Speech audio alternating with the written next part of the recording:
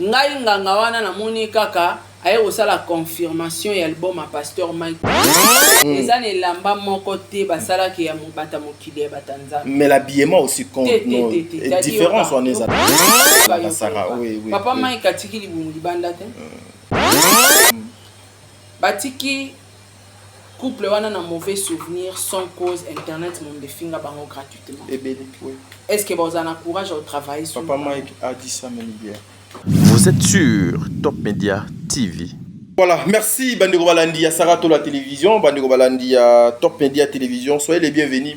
Moi c'est votre frère Tadi Ngalapa. Émission d'habitude à la Kaleko de bonne conduite, vous savez. Nazalaka na momesano ya komimela bino makambo bino bolingaka mingi jour pour jour depuis bas scandale oyo eleka na réseaux sociaux depuis makambo somo o eleka na réseaux sociaux. Le pasteur Mike Kalambay ne s'est jamais prononcé face à la caméra, face aux journalistes. Accusation nyonso ya kombo na ye makambo nyonso oyo donc eleka na kombo na même pona oyo etali la belle oyo ya munene na kombo ya Majabu. Le pasteur Mike Kalambay n'a jamais eu le temps, il y a même commentaire sur cette affaire même. Bandeko Balandi na Top Media Télévision awa vous avez vu que Todi Fizaki élément moko Boni le pasteur Mike Kalambay était hier face aux journalistes et Boni a salaki conférence de presse une façon il y a ko répondre na ba question nyonso ya ba journaliste sur makambo nyonso e baraki koleka na place publique et l'objectif était aussi pour nous présenter son album Oyo Ebimisika Oyo ezali na titre ya Dieu dans toutes circonstances si je m'abuse pas ceux qui n'a massacré comme Teangwana album Oyo ya Kitoko vraiment une produit ezali bien travaillé fignolé ba clip à Kitoko son ya Kitoko mais bandeko balandi tout au long ya émission wana il y avait des points qui étaient sensible oyo biso tokoki kobengango ezalaki bongo likambo etalaki le pasteur Moïse Ombiye que je salue la réserve de l'Éternel ezalaki pe point ya ndeko Zawadi oyo bino boyebi mama Vaseline nakanisi le pasteur Mike Kalambay amekaki ko répondre na ba question nyonso et puis à la fin c'était le question ya oyo ezali mama ya bana na ye il faut qu'on se le dise batu bakoka ki jamais koleka sans pour autant koluka ya ko tuna question o etalaki maman Peniel. Le pasteur Mike Kalambay était trop ouvert, il a parlé avec son cœur. Mesdames et messieurs, nakanisi bomoni il y a une chaise qui est vide là-bas oyo ezali vide kitiwana etikali vide parce que ezana mutu onga na sala na yeba analyse oyo elle s'appelle madame Sarah Tola, elle sera là dans peu de temps une façon ya ko sala émission oyo yenanga. Mais j'en profite pour dire un grand merci na ma mère fan, le mères abonnés, je vous salue. Maman Bijou, un grand merci à vous maman, un grand merci à papa Jean-Pascal Leka, bonne guérison à vous maman Bijou Ketani, un grand merci à maman Zozo la femme de papa Noé Mabakala Nzinga, maman Deborah Lubanda aussi, bonne guérison à vous maman, un grand merci na maman Yvette Mbangu, Bertin Konde, Boinde Tozo Fongola émission on a biso avec madame Sarah Tola. Mais j'en profite pour dire encore une fois un grand merci à toi Olga Mokonzi Yakabelo boss depuis Belgique Luana Bandeko Balandi au quotidien hein, maman Sarah le lot mikolo ba entrée ezaka kabouya donc permettre moi 2 petites secondes une façon il y a ko pesa annonce nanga oyo nazo rappeler na bandeko ebele espace oyo ezalaka vie. Vous voyez souvent dans nos émissions il y a Majabu qui est là ou azalaka sponsor officiel partenaire à vie il y a Sarato la télévision. Espace oyo ezalaka libre pour tout le monde. Annonceur nyonso o nyonso ozana besoin publicité na yo eleka awa basala annonce ya biloko na yo. Mesdames et messieurs, vous êtes libres. Même ata yo tekaka belo o sara tekaka. Même ata yo o tekaka bilamba o sara tekaka. En tout cas sur le plan professionnel, elle va rester comme ça à Osala Moussala Nandenge et Sengeli. Voilà pourquoi aujourd'hui nous avons le réel plaisir pour vous pour annoncer bino ouverture ya munene. Patrick Bouissi, Eric Ouragan. Pourquoi bolingo nyokolaka selo komo temelingaka mingi moyibi abuki porta koti na ndako ibane nyonso kasi atika papa na bana azoba mbongo ba million atika Patrick Mbinzo Giolor Moulouba héritier Tchène exilé d'amour sponsor à l'envers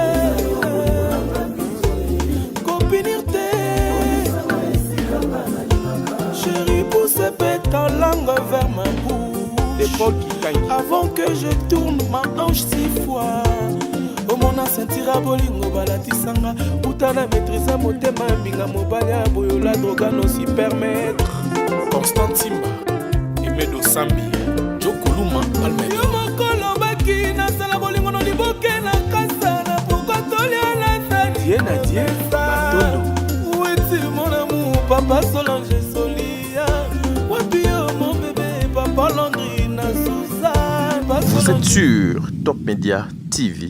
Même si yote kasuki loko laye, en tout cas ne vous inquiétez pas. Voilà pourquoi nous vous annonçons déjà bana nyos sur la Belgique, bana ya France, bana ya Hollande, Suisse, bino ba nyos sur bobolingaka. Basuki ya bien, bilamba ya bien, c'est du nouveau. Nanu donc salemate na Belgique wana nanu ezalate.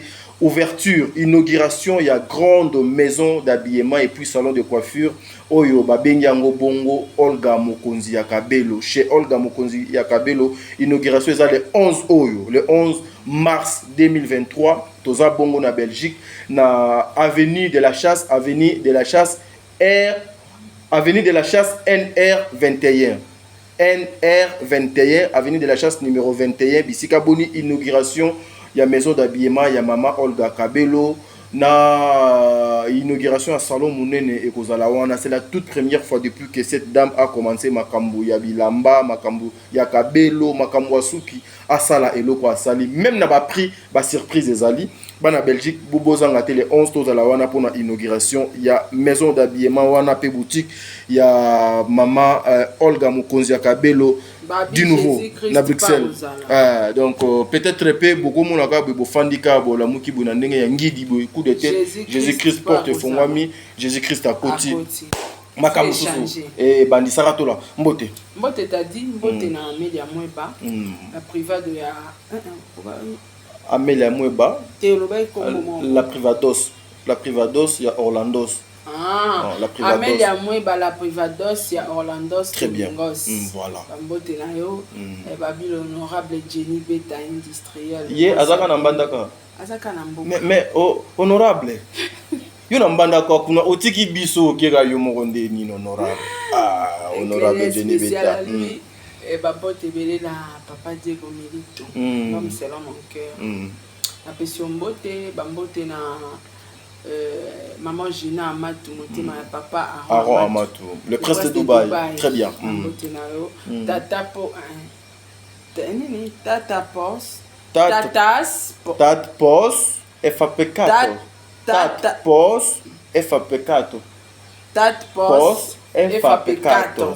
Ok, un grand merci à Namadjabou Gospel, Babi, na Congo, Tozara Namadjabou Gospel.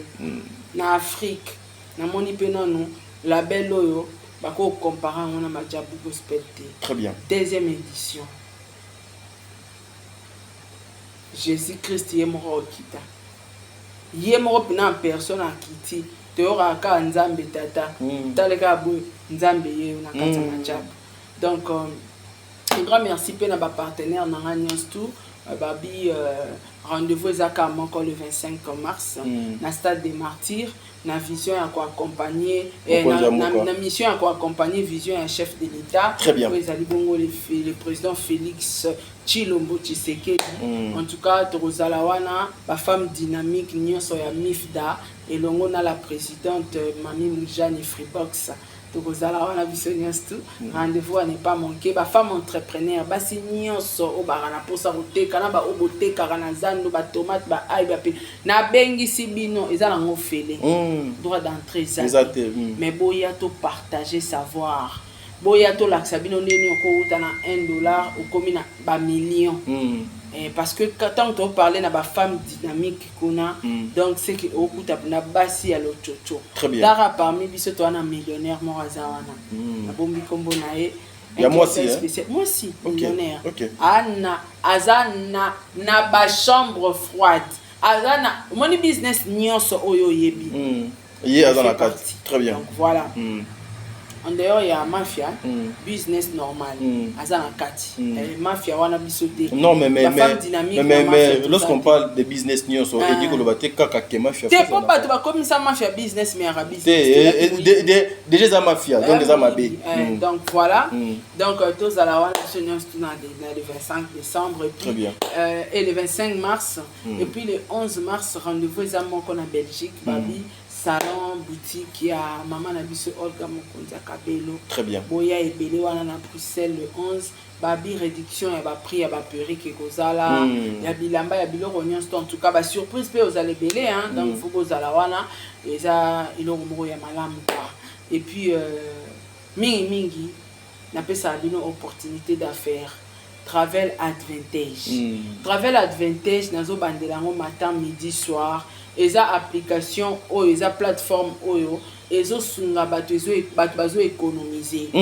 yo moto sara ba voyage mbandaka Europe Amérique Asie partout ba réservation ba hôtel olingola na 5 étoiles hôtel à luxe mais na mbongo moke Travel Advantage eza disponible yo pe moto lobi te nde naza boye na poto na connexion na ndako na wifi mais na koka kayute mais olingo bando travailler au gagner mbongo comme un millionnaire yaya kota na kati ya Travel Advantage business eza wana salarié au banda ko travailler zo ba revenu na yo le rôle la moko na biso Gladys na fatu bango baza ba moko za camerounaise moko za sénégalaise année passée basala ki $100,000 $100,000 oui à chacune OK par rapport à travail ndé ba travailler qui ba kotsa ki ndé ba économiser ki alors toi on a des propositions pour na bata voyage bato basara ba faire ba voyage de luxe ba influenceur ba billet moins cher Travel Advantage et ça et puis pour na bato ba lingi ba travailler na Travel Advantage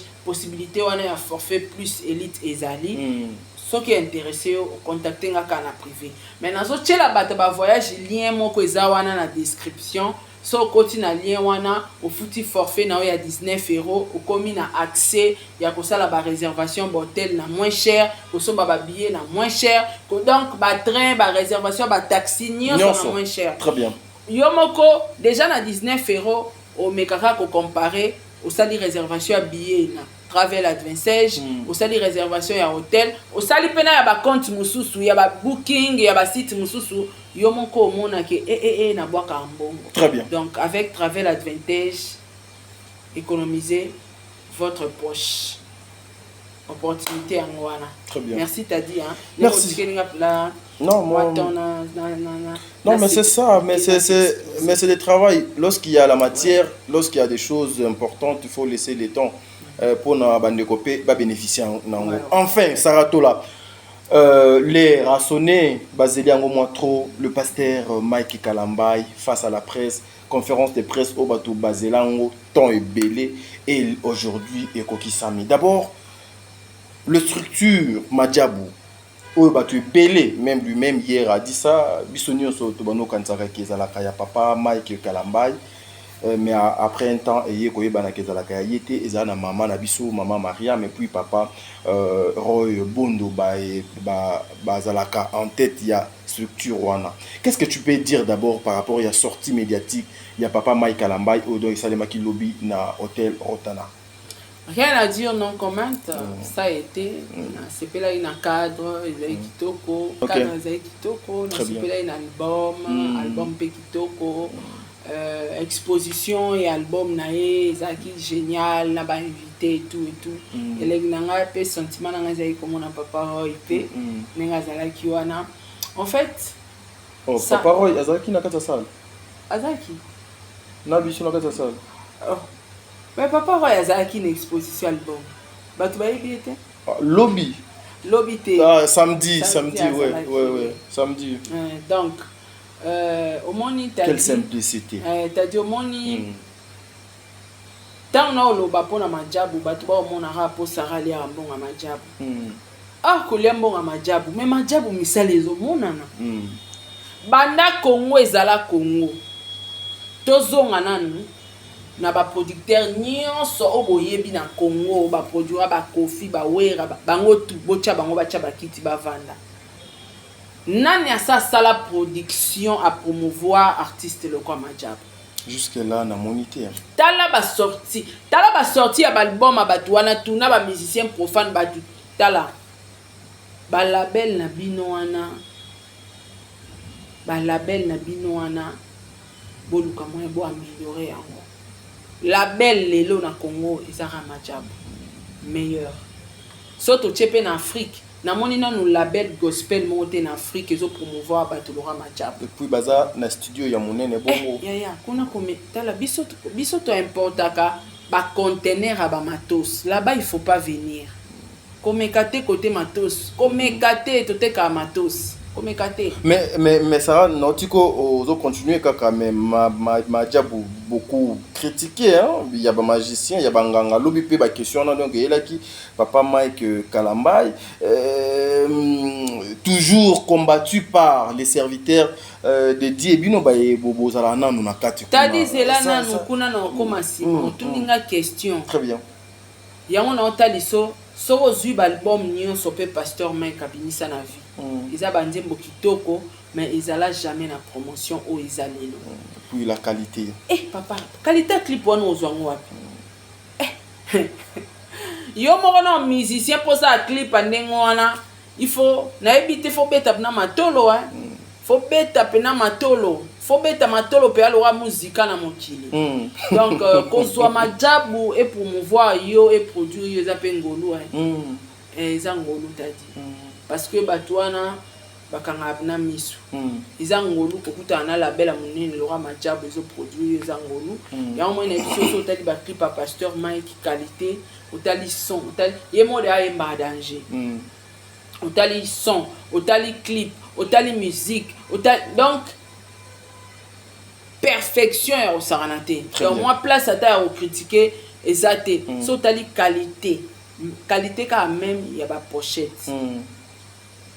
Qualité coûte to que quand la invitation ba pesa bien. Même il y a ba badge, même il y a affiche c'est en tout cas c'est je n'ai jamais vu ça. Professionnel na émission na niveau ya saranate donc label na biso Majabu yango ndeza boy en Afrique eza non numéro 1 parce que jusque là tout monde concurrent mo ya label moté oyo pende ye telemi to commenter la blague et to bundana comme to bundana label aussi. Très bien.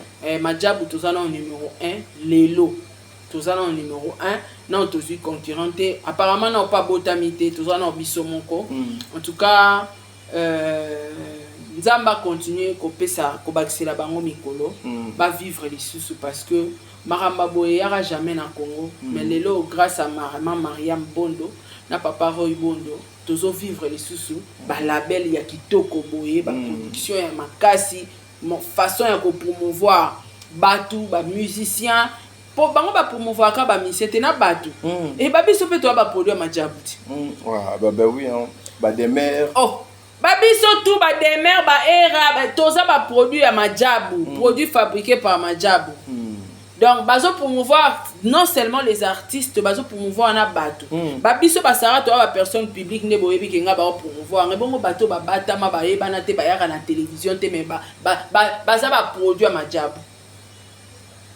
Donc Nzambe faut bakisela bango ya mingi, abakisela bango mikolo surtout ba continuer ko vivre longtemps. Très bien. Parce que grâce na bango ebele lelo ba réussir na vie. Pour na couple wana, pour na label wana fait kende liboso donc voilà. Très bien mais Sarah tu as parlé il y a critique kuna kutu ezalité mais aujourd'hui nous avons vu un ganga passer à la télé clip deuxième clip il y a papa Mike Utu Bimawana a critiqué en gros à lobby balati lokola innocent qui bonzambe qui mama tika question nanga na koma na suka ça na tika na question nanga e koma na suka s'il vous plaît comme ça na moni ndelo ka papa nganga même lobby kutu na kati ya salle papa Mike abelelinga lobby ça m'a étonné mais bon ezaka musala ngo de sala ka foka bilungi donc bana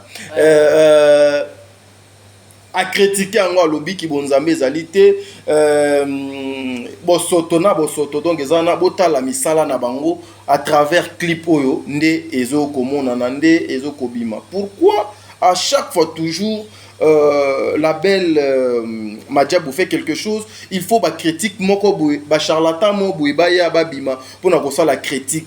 Est-ce que à l'intérieur, à l'interne, bazwaka acte na ba biloba loba ya bato ote pour na faire taire bango quand même to luka ko la différence entre mabina ya mokili habillement ya mokili na oyo biso to kende epa ya nzambe saratola pour ne pas aussi faire parler les gens na moni pena côté kuna yonde dido lingi do loba pena makasi ezana elamba moko te basala ki ya mobata mokili ya batanzambe mais l'habillement aussi compte non différence on est à la Sara oui papa mai katikili bumu libanda te atikili bumu libanda te très bien habillement contrasto monique mutumo la tipena couper mon mini à une église là c'est l'habillement mais surtout là tu as la taille griffe Versace la ti veste Versace est-ce que c'est un problème hein place nini ba tia bilamba ke bilamba o bana nzambe ba obanola ta bilamba o ya bata mokili ezate bango nyonso bakota ka studio moko ba même arrangeur son moko casque moko elo moko teza na différence o mokili o ya nzambe ezate bango tu basalela plateforme moko bazana kati ya Tinko bazana kati ya CD Baby bango tu bazana kati batekaka bango tu na Spotify bango tu na Amazon wapi ya batanzambe po balobela biema mais à travers misala ndeto yebaka ke o azali ya nzambe est-ce que Mike costume ngo esali Kenzo etikili bomu libanda donc ezana ngo ka maloba déjà soki muto sale loko ya ba critiquer ngote ubeti libanda ngai nganga wana na moni kaka aye osala confirmation ya album a Pasteur Mike parce que soki pe balobeli ngote c'est ka fouté loko no tadi so eleki inaperçu toti il faut moi lo mo ezana mais est-ce que à l'intérieur ba précaution ngo solo ba wana te muto ozela bango ba précaution azate muto kanisa bango azate muto funda bango eza non les précautions par rapport ya bino à l'interne que moi critique yaka moi trop na kolata moi critique yaka moi trop na moi kobina donc c'est cette fois-ci qu'on améliore mabina nyo ça mabina lola tozate na mabina mo tozana ba chorégraphe te o basala chorégraphie oyo ezara pona batanzambe chorégraphie oyo ezapona batamboki ezate mabina euta na lola ba grand danseur ba kuna yo sana te donc mabina to euta na lola ndenge mo na kozo apawa na babeti ya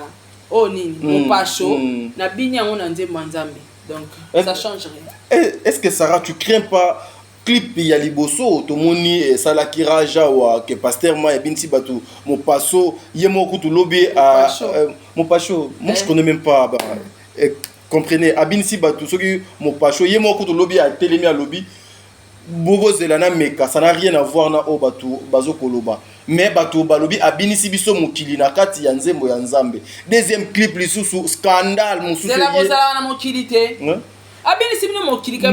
nous vivons dans le monde, mais nous ne sommes pas de ce monde. C'est ce que dit la Bible. Mais nous ne sommes pas de ce monde, mais dans Swana, ils ont dans sa mokili et comme wapi. La Bible est place. Mais nazo mona bato bazo binango er mo akebwe er moko asali boye. Il faut moi er moko bokeseni wana ezala entre nous les enfants de Dieu et ceux qui servaient quand même les mondes. Et c'est qui mutu mutakala te. Et puis si ba fait la te. Badasa matala tochepe boete o badasa mabe o fela ten eza na okabu tazani kabu na mona pe mère Maria manyata ki yango abida ki yango et na ngo danse et comment mi place ni ezanje mamokili vous devez faire toujours parler tout le monde à travers le clip à travers il faut faire des choses o ekolobisa mokili okosa le loko le kaina persité soki alataki veste nyonso be alataki nyonso be asala veste te kolo veste wana kolo marque wana aller en vie et puis marque wana eza ya bata mokili te donc na pasteur walata très bien mais Sarah aujourd'hui nous retrouvons aussi des titres locaux la passe il y a séparation na kati ya album il y a Pasteur Mike Kalambai o lobby ba question ezalaki tout autour na yango moi je croyais que peut-être passe il y a séparation na elingaki kozala ndenge atikaki mama ya bana na ye divorce salemi ndenge pe majabu ba revokaki ye pe azui démission na yaki mais après toye ko découvrir que pas il y a séparation ezali na bandenge ebele est-ce que c'est une façon aussi de mettre des titres pour faire parler son album vu il y a la réalité au yakutana kinango ou bien un message kaka alanga nzembo alingaki à transmettre et pas bateau balingaka la bonne musique ye moko muta ye nzembo na ye ana compréhension exacte ya nzembo. Très bien. Titre elakisi nango eloko te, titre eza pasi ya séparation. Pasi ya séparation ekozala na famille, pasi ya séparation mwasi, meilleur ami, pasteur, contrat de travail, tout ça eza bapasi ya baséparation. Azalaki na contrat moko ya kotravailler na label na ye majabu ba subitement azalaki na besoin koma nango ntina suka komi na suka te, séparation ye. Tout ça ça fait partie. Donc eza pe message en même temps ngana toyebi que séparation ezara pasi nyonso ezara pasi elo ni amabalo wana. Ouais, eza pasi ya séparation. Mais Sarah, pourquoi? Parce qu'il y a beaucoup de personnes qui se disent que le pasteur Mike Ndetazali privilégié à la belle Madjabou parce que après sa démission, après Makambo Nyonso et les Kaki Awa, à part Yepé, Bamisusu Pe, Bazalaki Lokola Mobali à Maman Deborah. Je disais, par rapport aussi à ce qui s'est dit, Bissotozali, Bapanzi Sango, nous sommes toujours au milieu de beaucoup de personnes, Mato et Nabiso des Apolélé. Les gens se disent que le révérend pasteur Mike Kalambay Azali privilégié, il y a la belle Oyo Madjabou. Pourquoi? Parce après avoir ba scandale oignon son combo na ye lobby moko azwa kita ya ko expliquer moi biloko moko oignon se commis na place publique. Elle a été révoquée, yé moko pe azwa ki a senga ki démission na ye a démissionné na ba poste na makamune nyonso a déposé. Mais en suivant bah, propos il y a pasteur Mike Kalamba hier, c'est comme si il sera parmi les ambassadeurs. Il y a deuxième édition au Yamadjabou. Pendant que Nagozwaka exemple moko, il y a Mobali Yasser Deborah OP vidéo makamdo bima na place publique, elle a été révoquée jusqu'au jour d'aujourd'hui à Tikala Kozongate. Pourquoi kaka le pasteur Mike Kalamba il faut azonga? Si ceux qui Mobali à sœur Deborah azonga oye bandeni. Mais biso to ba panzi sango to non, déjà il y a Zaki na poste ni Zaki si je me trompe pas manager ouais si je me trompe pas. Est-ce que manager a personne visible? Mais des fois donc abandon mon non ça non abandon mon na tangu majabu baza au travailler na compétition bon mon peut-être sur les ali bon mon parce que saison 1 wana tu as qui comprendre que balinga ka majabu existait mais tu dribbler bango tu la si bango to abana nzambe. Très bien. Donc il est possible que Mobali à Serre Deborah pour retrouver sous la deuxième édition. Donc il a raté que pasteur Mike Nengo Lobia sera le plus privilégié dans majabu. Tout le monde a un privilège. Très bien. Et à date des mères aux hommes on a un privilège dans majabu. Tout le monde a un privilège. Attends, maman Rosniki nani. Attends à kablaka. Attends caméraman à majabu. Tout le monde kuna toza égalité. Moutaza supérieur à Moutazaka par rapport à ma poste. Que y a des ambassadeurs, il y a des managers, il y a des boyés, il y a des boyés, il y a numéro 1, il y a des chef Nabso Aristote, wana chief. Donc toyebi. Mais par rapport à nengo zolo ba ke mutu mo azana privilège kaka na majabu te. Bango ba bongo te ba parents wana baza pona batutu. Donc biso tout ozana ndenge moko bazwara biso ndenge moko tati. Ndenge ba olinga yo nde ba olinga cameraman nde ba olinga mutabungisaka mwinda nde ba olinga mutateka kana nini biso tout oza égalité moko. Très bien. Donc tout le monde est privilégié dans ma job. Très bien. Isaka pasteur Mike tout le monde a un privilège dans ma job. Batu nyons tout bazan ndenge moko na ma job. Ndenge moko la considération est pareil. Mais sauf que ba chef. Hiérarchie les chefs voilà. Donc escalier wana ils ont un respect nango. Très bien. Donc batu tout ba na ba ndenge moko kuna ezate o 12 ya la kuna ke o balinga mingi ete kuna blogwane ala ete blogwane ala. Très bien, mais Sarah akolo nango ba serviteur de Dieu papa Roy un pasteur avec un grand cœur. Moi c'est n'écoute maman Marie Akosa. Maman Marie Akosa donc maman Mariam n'en parlons pas. Maman ndane maman ya ba maman yoana. Très bien. Donc tout le monde aza aimé ndenge moko na mutu nyonso. Très bien, mais Sarah, lorsque tu parles, tu me permets encore d'aller trop loin avec mes idées, plus mes questions, Sarah. C'est quoi, Natuna? Et surtout chez nous, il y a le respect. Hein? Très bien. Parce que bamitou ya train, baza boy. Yango ekititi ba travailleur. Au moins ceux qui bamitou ya train ya compagnie, baza bato moko ya loyenge. Ma camion sto esala mana loyenge. Yo mona te ke ba mamutu ya majabu eza boy. O mona ngote toi classe moko na niveau moko na ebisio même bango moko ba producteur musu ba hotela ba lo ba yango label euti su wapi. Majabu peut la fine. Mais en tout cas, il faut qu'ils arrangent, donc Etali air surtout, le respect de l'air, en tout cas, il faut... T'es respect à air, on est sous Majabu, t'as dit. Il faut qu'on arrange aussi. Ni papa, respect de air, ils ont Majabu. Maman, moi je fais... Respect de air, on a tout nio. Non, mais... Respect de air par rapport à quoi? Le respect de l'air, quand vous appelez les gens à 10h, ceux qui bousent retard, pour qu'ils ne mettent pas retard, il y a 30 minutes. Ouais. C'est comme ça que... les gens travaillent. Là, ce n'est pas Majabu, là, ce sont les organisateurs de l'événement. Ça ne touche et comme écoute, mais au moins... Il y a des gens qui vont organiser conférence de presse. S'il vous plaît, Sarah. Peut-être s'il vous plaît, Sarah. Il ne faut pas interpeller. Sarah, bien. En fait, c'est ce que moi je disais. Au moins, bon, à la même attente, retard, il y a 30 minutes. À 10h30, on commence. Parce que lorsque... Il y a les embouteillages... Malgré ce n'est pas Majabu. Diriger, c'est prévenir. C'est ça. Ce n'est pas Majabu, mais bateau, basala qui organisation. Sarah, est-ce que tu peux les retards existent. Maman, est-ce que tu peux me laisser finir? Les retards existent. Maman, toi, s'il vous plaît, Sarah, on peut accorder retard il y a 30 minutes, 20 minutes. Mais quand vous appelez les gens à 10h pour commencer... Boba na conférence de presse à 14h. Vous savez, de 10h à 14h, c'est 4 heures du temps. Na invitation là-bas, on n'écrit pas que les organisateurs. Là-bas, c'est la belle Majabu qui invite les journalistes par rapport à la conférence de presse. Il y a artistes Nabango, Pasteur Mike Kalambay. Donc nous allons, comme on a justement Majabu devant. Preuve. Na kanti bato bazala kiwana, c'était Kulutunanga, Isaac Maï. Na tofandika na salle boy a telemi à Loubi mais trop c'est trop comment beaucoup fan ça biso awa depuis 10h 14h quelque part aussi ça fait pas quelque chose de bien, tu es consciente.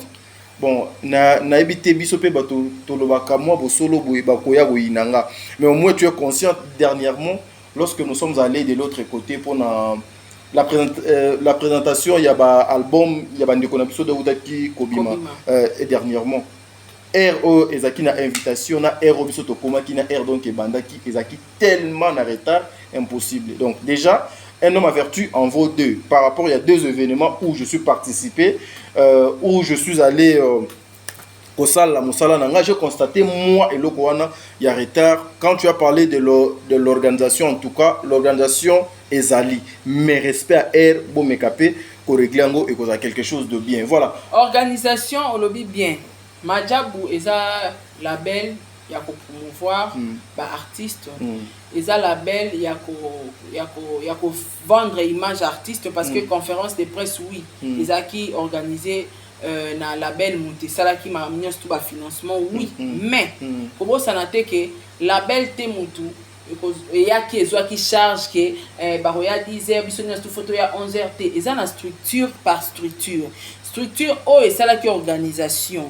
Il y a conférence de presse, peut-être quand c'est Zalara, câble kanga câble à son. Est-ce que bah technique ozo défendre kabatuna yo Sarah compliqué yo non de Sarah ozo défendre kanda kunabino ozo défendre kanda kunabino mais ngana yo totika ki caméra to sale mission totiki caméra muta bouger te to na tongo balance échanger simba balance chapi salabo donc ça c'est pareil eza technique bako ya pe ba ya ki avant mais ba o meka micro mo ke lo ba te to mona ngo même na ba répétition baba qui 16h to comme kuna bo son micro zo simba te ben ingénieur wana au côté linda kuna bino non mais sinon eza remarque yo sali au participer deux fois na ba conférence na biso au moni que to na moi respect à heure non respect à heure toyoki to bongisa ngo mais il faut boye ba pe que caprice technique ezalaka technique yana ba caprice nango tadi biso linga biloko eza professionnel omoni neti so tali ba conférence de presse nyonso elekana na Congo conférence eleki ya Mike Kamba ezati mais en tout cas je veux na dinga goloba na son na organisation osokenda conférence bapesi bino élément na kolobela ngo na suka en tout cas c'est kosakana majabu te tadi tokobebana na plateau kosakana te eza na conférence moko te oyo eleki ya Pasteur Mike. Sarah, je ne dis pas kosakana. Moi je fais les constats parce que je suis quelqu'un quand j'arrive na koloba te mais tangela ba utonzela maman veut dire vraiment ba utovandisa vraiment vers wanda ve quadra ba utovandisa vraiment ve quadra kala mingi tawa ovanze ve quadra na Félix Oazé quoi yoka qualité son conférence.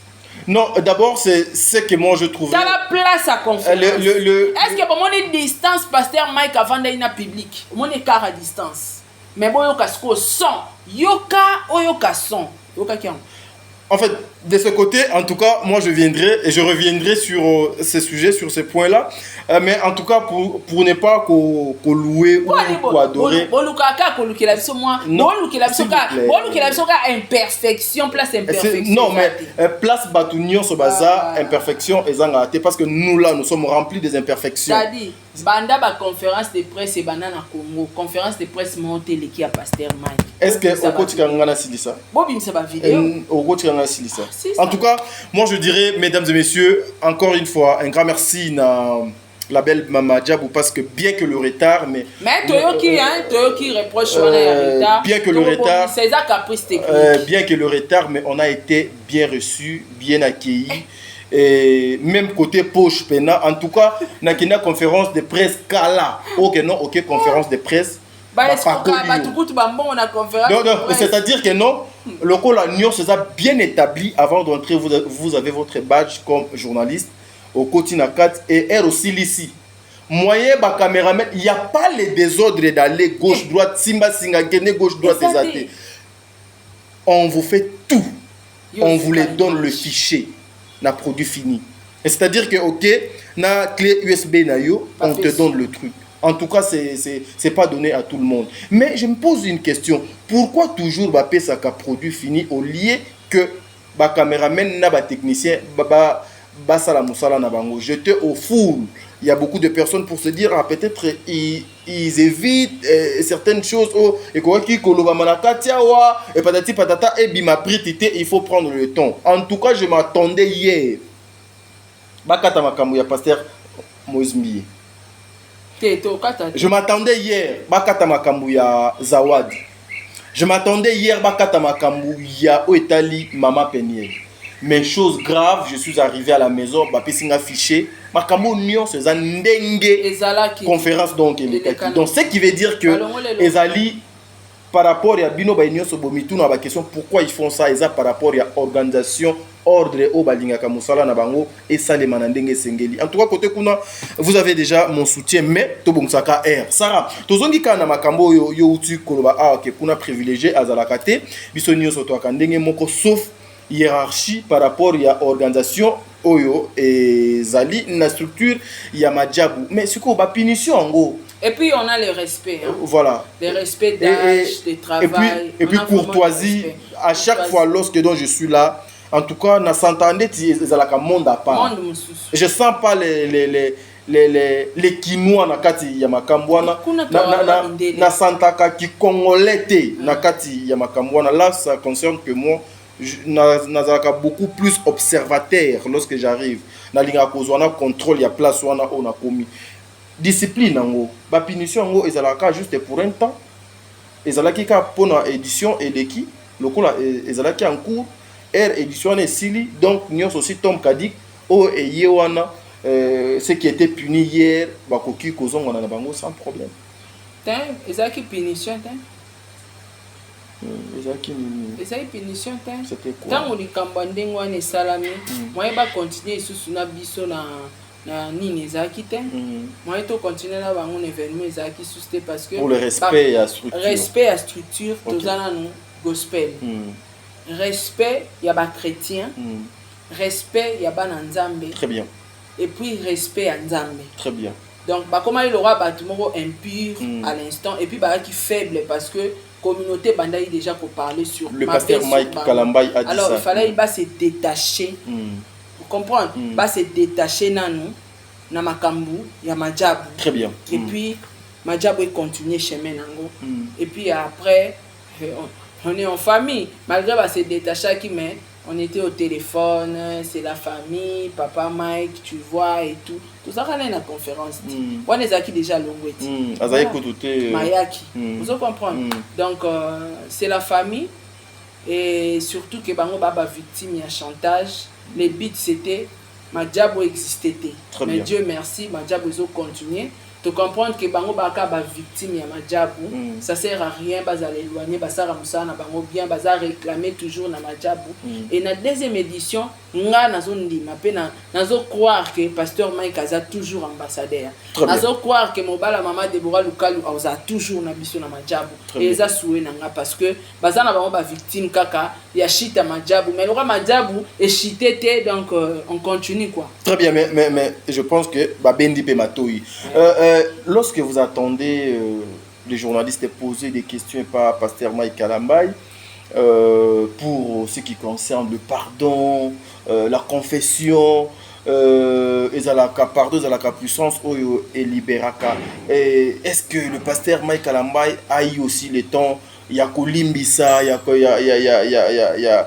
Yakosala, pardon pour na bandeko nyonso ba meka ki kozala lokola mabe et pas naye pasteur Mike dit je n'ai pas de problème avec mon frère Moïse Mbiye. Donc il était temps pour répondre à pasteur Moïse Mbiye. Non, alobika o ezakati na e. Très bien. Tokoyi ko bakisa maloba liko na ngote parce que wana sko ekomi ko engager pasteur Mike. Très bien. Moi je suis des labels Madjabo. Très bien. Gospel. Très bien. Et lorsque on pose la question sur Zawadi et puis le pasteur Mike Kalambay, apparemment namona ki moi humeur à papa échange qui et meka qui ko changer c'est comme si ça la babiloko pena et Zokisa et moi trop elle a été humiliée elle a répondu na oh donc sengeli makamunyo so monana ayebité a comprendre té patati patata mais à la fin a lobby que le jour où akola mukamabe ako exposer dossier wana na ba komba na bato nyonso bazalaki au commande Yakabalouana na place publique. Ça veut dire quoi, Sarah? C'est une façon que papa Mike a limbisa na noté, a bossana na no makamwana nyon sauté. Bon, et ça choque, hein, t'as dit. Azapé humain, anzambe. C'est l'eau, moko et tout ça, la manamoka récemment, awa. Ok. Il faut l'envoyer dans le tumba à monter. Très bien. Tu comprends? Adam Motu, au fur et à mesure, peut-être, Nzamba va restaurer mon thème. Très bien. Ce qui est vrai, Ariska qui liwa pour notre dossier à Zawadi. Il a tout dit, oui. Mais ils ont qui monté penza, neto vandara to monter pièce à théâtre, tout ça là, to monter émission, on est ni tout ça les araboués donc ba salé là pena maman na montage, oyo akana ngote, poza la humilier bon on a vu donc ils a pas si mais au fur et à mesure nzamba au restaurer mutema nae aza muntu tadi à cause à peine à l'imbicité a muntu on dit pasteur nzambe non a muntu chaque fois na pota neza na mutema ti lelo humiliation na longo na mito abatuté et ba tout combien ba déconsidérer et puis il a dit que pendant tout ce temps où il était abandonné délaissé à la place moro alien que tu dois tant ça mayamusu mais à lobby il avait vu l'amour le vrai amour et pas couple bondo où il était abandonné, personne ne pouvait consoler confiance et à comment que mon ba innocent ba comme ko finga mana sujet na yé na makambo mususu ayebi ni mutu ni makoloté et elle était obligée de se retirer. En conclusion, qu'est-ce que nous pouvons retenir par rapport à passage na yo na Oetali conférence de presse ya papa Mike Kalambay poto kabwana. En fait, dans une conférence à pasteur Mike, il faut pas retenir que ça me l'a ramené pour la Madjabo Gospel. Très bien. Le seul label, mon coca. Na musique profane que tout label à malongue ça des balabelo na balabelo. Label exact ba na balabelo la balabelo. Donc label mon ko to na ngolelo na Congo na Afrique gospel eza majabu. Alors botika comportement ba jalousie na bino na ndo yoki boy Sarah abongi na majabu bafuta ke mbongo ebele ato fingi majabu ekokwea te changer te baozaka majabu. Au contraire bo prier pour na bango eza la belle il faut bo soutenir bo chango coup de pouce to lobela yango to vendre yango pour ebi ke ba lobela ngo de na TV5. Oui. Donc la majabu ese kenda nango de ya musika et là on a besoin ba kabali na binote ba chantage à la con et ça mutuna makolo. Deuxième édition c'est du lourd tozana international et puis national on va travailler. Très bien. Alors il est temps bandero la biso vous avez la conscience so lingi na plaider ata pona bino na plaider na bena obenga na omeko sola la omeko solo la omeko sola la po biso ndene ma média biso ça na tata po ara chef a mukondi munene donc mais hier le pasteur aussi avait parlé de Tatapo. Est-ce que Tatapo na ezakaka oyo moko bien Tatapo muso parce que les révérends aussi avaient posé cette question. Est-ce que Tatapo est là?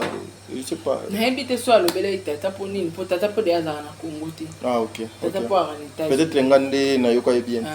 Ok. Donc na omeko sola na de mer na era to meka ko plaider to plaider ata to lela pas mère soki toko yoki la bande on a bisa ta moi mawate ata to lukata moi 10 chaînes mo boye mais faut un peu boire ba chaîne wana ba pe mayele muzi ba pe koloba toko lukia bina ta moi 10 chaînes mo na ninga mawakaka ba côté sabino quand même la liste. Mais Sarah Zela avant au continuer. To plaider attends. Avant de continuer bon cette question j'aimerais même poser. Oui mais pas ni na bito plaider. Batiki couple wana na mauvais souvenir sans cause internet mon befinga bango gratuitement. Et bien oui. Est-ce que vous avez courage au travail sur Papa Mike a dit ça même hier. Insulter à l'occasion de rien. Juste par rapport à Batumoko Oyo Bango Basungaki au retour au lieu babazong c'est la bango malam pour la jalousie.